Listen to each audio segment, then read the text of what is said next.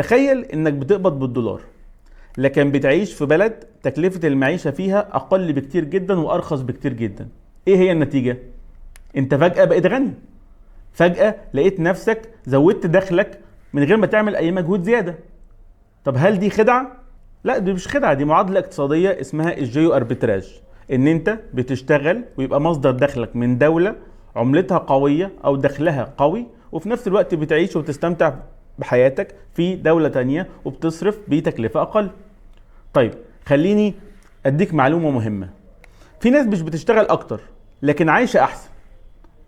ليه؟ لانها في المكان الصح. طيب في مفهوم تاني اسمه Global Income Access، ودي تعتبر تاني ميزة. طب يعني ايه الكلام ده برضه يا عم الدكتور؟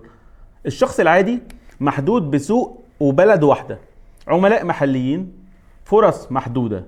لكن الديجيتال نوماد ده شخص بيشتغل مع امريكا وبيشتغل مع اوروبا وبيشتغل مع الخليج وبيشتغل مع اسيا، وممكن هو يكون قاعد في مصر. ده معناه ان سوقك مش البلد اللي انت عايش فيها، سوقك هو العالم كله.